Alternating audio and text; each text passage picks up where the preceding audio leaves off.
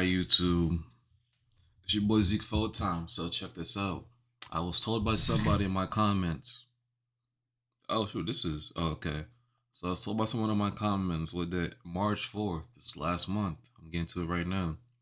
If you haven't reacted to Boatlift 9/11 yet, that is touching. So I did a 9/11 reaction video a month ago. So I hope this is the right video. This one right here, it's an untold tale of 9/11 resilience HD version. I wonder if it's gonna copyright it. We'll see though, but this is a serious video. I've never seen this before. We're gonna get right to it. Let's go. A hero is a man who does what he can.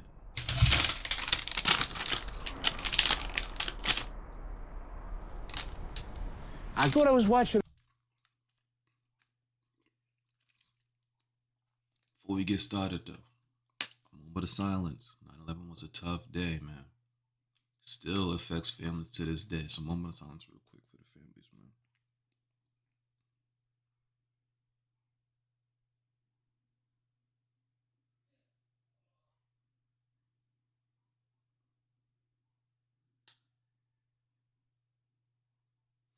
Let's get to this video, man.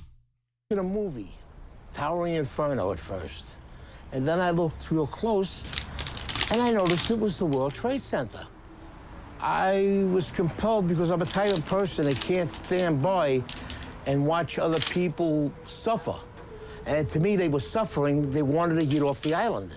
And there was no way for them to get off the island other than the water. And I had noticed when I was watching the television, I saw a lot of, the ferries going up into the slips and taking people off. I said, fine, we could do the same thing. I could take people on my boat, get in there, take them where they have to go. And that's what we did.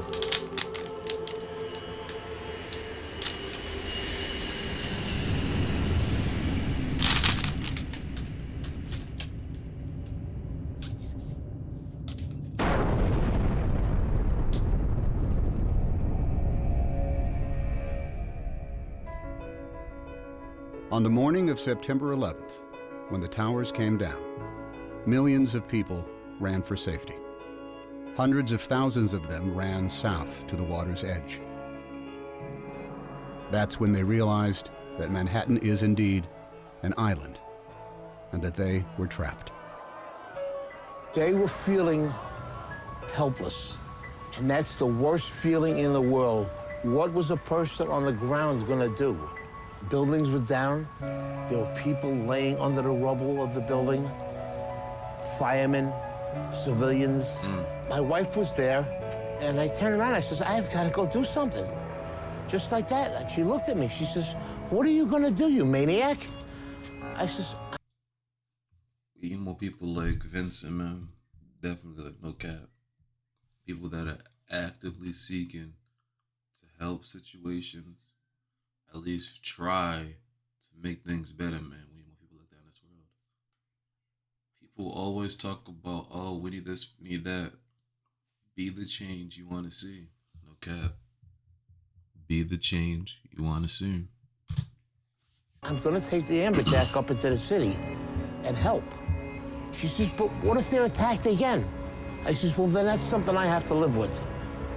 I says, I have to do what I have to do. I says, and nobody can stop me right now. Control. Even if I save one person or I rescue one person, that's one person less that will suffer and die. Vincent's a hero for sure.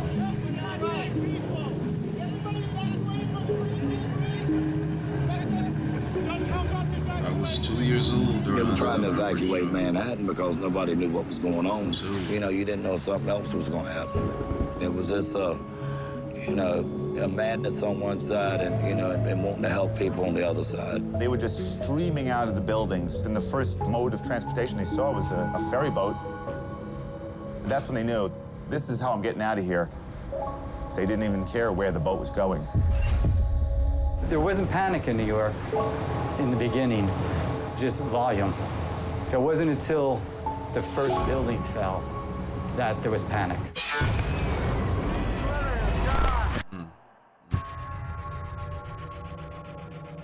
You heard the building go down, but we're in the slip, so we can't see it.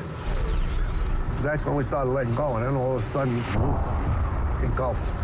You couldn't see anything. People were actually jumping into the river and swimming out of Manhattan. Boats were very nearly running them over. Wait. These people wanted out of Manhattan no matter any way they could. Somebody wants you to go over there. Every mode of transportation out of Manhattan was shut down. All the subways were shut. The tunnels were all closed. They closed the bridges. They closed everything immediately. Boats, usually an afterthought in most New Yorkers' minds, were for the first time in over a century the only way in or out of Lower Manhattan.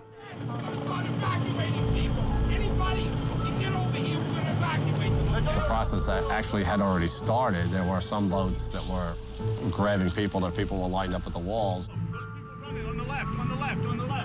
It's just human nature. You see people in distress on the seawall in Manhattan begging you to pick them up. You have to pick them up. They didn't know what was going on. They seen the building getting hit with these two planes. As far as they was concerned, we were being bombed. I was wondering if they were going to come on the boat, if they had people with bombs, or if they were going to come on. We're a big orange target in the middle of that harbor. My job is to keep the boat safe, my passengers safe, my crew safe. Everybody was in shock, running around. They didn't want to leave their families. They had loved ones running around the city. Everybody has a baby. Nobody has it. There was one guy ran from the apron and jumped onto the boat. He grabbed onto the metal, climbed up right next to the pilot. So I'm going out there to say something. He slides down to the next deck. So the deckhands get him and go, what are you doing? He goes, I'm jumping for my life. So, you couldn't argue with him there.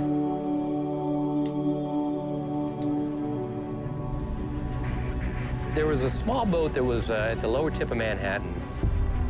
I thought the boat was going to flip over because so many people were trying to get on. And as I looked behind, they were just 10 deep. And that's kind of what gave us the idea. We decided that this has to get better organized and we better do it, and that's what we did. So we decided to make the call on the radio. Real ones. All available boats. This is the United States Coast Guard aboard the pilot boat in New York. Anyone want to help with the evacuation of Lower Manhattan? Report to Governor's Island. When that call came on the radio, they were coming. I was uncertain of who was going to respond. About 15, 20 minutes later, there are just boats all across the horizon. Literally 100 targets converging on the lower part of Manhattan. When we came out of that dust cloud, tugboats, I'd never seen so many tugboats all at once. There was just like a fleet of tugboats headed to Manhattan. If it floated and it could get there, it got there. All different size, shapes, and forms. And they were zooming across this water. Ferries, private boats, party boats. I worked on the water for 28 years. I've never seen that many boats come together at one time that fast. One radio call, and it just came together just that fast.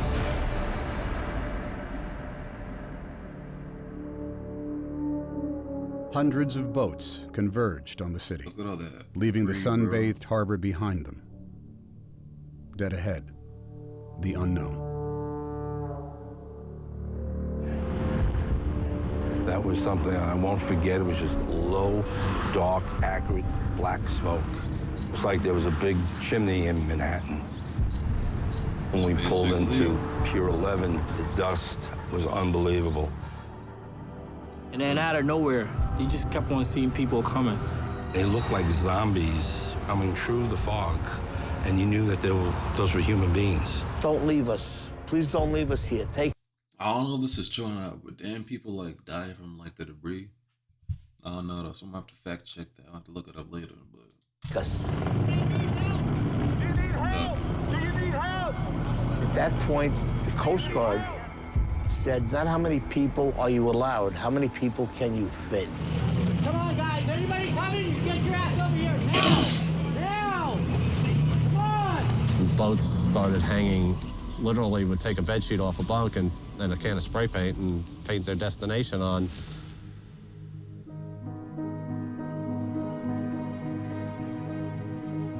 Some of these people never been in the water, never been on a boat before. Housewives, workers that do windows. We had executives. And the thing that was the best, everyone helped everyone. I want you to hold my hand. Come on board. Get inside. One at a time. Get inside. I saw four businessmen lifting up an old woman with a seeing eye dog, a German Shepherd, and they lifted her up like a surfboard and passed her over the handrails. When we would carry a load of people over, That's real. and there was somebody standing there that seen their husband or wife, you know, that made us feel even better, you know. Well, at least we got two back together, you know. Just keep on going, you know. The guy that works at the ferry, he's a welder. His son was on my boat. He actually came up.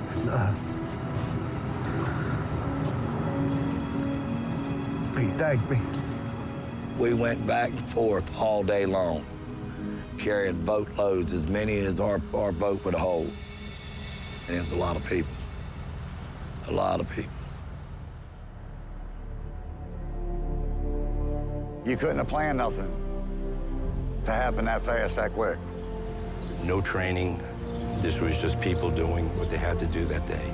You forget all about what you're supposed to do, what they teach you in school, and you say, you know what?